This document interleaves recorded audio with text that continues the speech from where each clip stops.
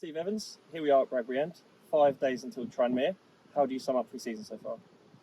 I think in totality, pre-season has been fantastic. You know, the boys have 90% of them come back in really good shape.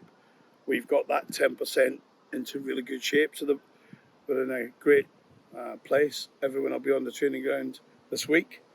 Dean Campbell's missed the last week. He rolled his ankle a little bit on a game at St Albans. So from that point of view, that's in good shape. We've, in honesty, got a lack of numbers. We need 2 or 3 more. But we're working hard on that. I've been working hard over the weekend. Leon has, the chairman has. He's been fantastic, the chairman. But on back more specifically to the question of pre-season, we went out to Jersey, of course, where we had a good performance. It's not our stuff has been 4G, but it's one of the better 4Gs, and the people in Ireland were just great people. So much so I think I'm having a holiday there next year with the family. So, but great people. Obviously, we come back, play the Hitchin again. Near neighbours that we've got a great relationship with. I think it was evident on the night. And then we've had some home games that have really tested, haven't they?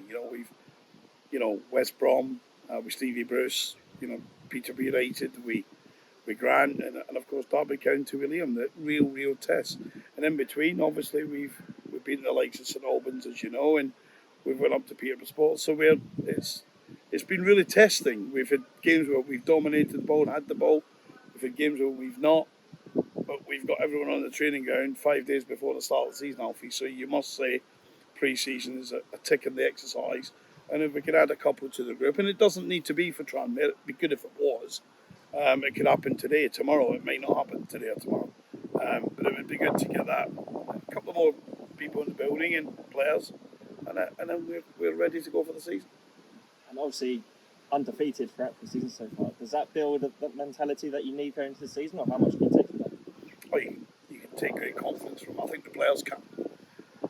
The only time we've been in any danger losing a game would have been at Peterborough Sports on Saturday, but in fairness, we had 2 or 3 first-team players in that group. The rest, in terms of starters, the rest were kids and people trying to find their way in pre-season and still trying to find their legs. And we, as you know, played a very, very strong West Ham team on Friday at their training ground.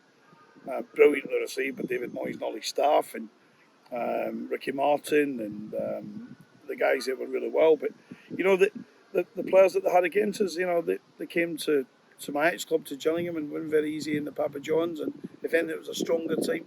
We dealt with it very well. We played very well. We scored 3 goals. Maybe could have been more. Some players at the top of the game early season, which is great to see. So we're in a good place, and we're very much looking forward to this week ahead. Just on to Tranmere. If we were to play Tranmere tomorrow, how confident would you be that we'd be ready for that test, or is there still some work on training ground to do this week? No, listen, I think we're going to sharpen the process up this week, but we're ready. The boys are ready. They're confident. Listen, we're playing a decent side who are one of the favourites for promotion.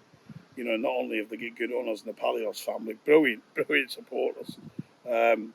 Many times I've sat at Tranmere, either being a manager or not being a manager, but watching, and they get right behind the team.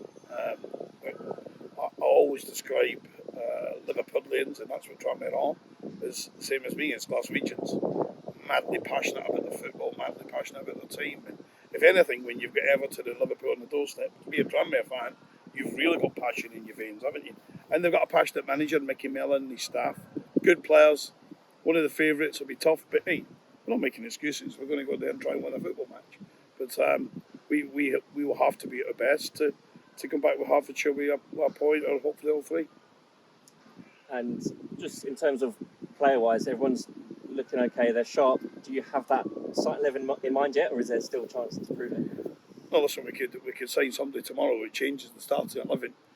I think you would be foolish not to say that, given what players are in the building, we probably have 9 or 10 with the shape and a system that we want to play. And that's one of 3. We've worked in 3 shapes in pre-season. Everyone has been equally successful at different times, and that makes the personnel change. If you're different with a 3 at the back, a 4 at the back is different with a 4 in midfield and a diamond, or 3 up top, or 4-3-3. So it's the good thing about the balance in this squad. I must give great credit to the chairman first and foremost for supporting it, and Leon himself for going and ticking 80% of the boxes wanted to tick. And sometimes it's just not possible to get everyone you want. But we've we've got more than most, and it gives an opportunity this week to train properly, to be ready, to have a focus on getting sharp and on set plays and things that will be very evidential, make a difference as we go forward in the season. We've got one little hurdle before, of course, when we go to Stamford tomorrow night. And just on that Stamford games, what can we expect to see from Stevenage tomorrow night? Well, I'm always honest with our supporters. It'll be a young team tomorrow night, but listen, in that young team, we've got some good players.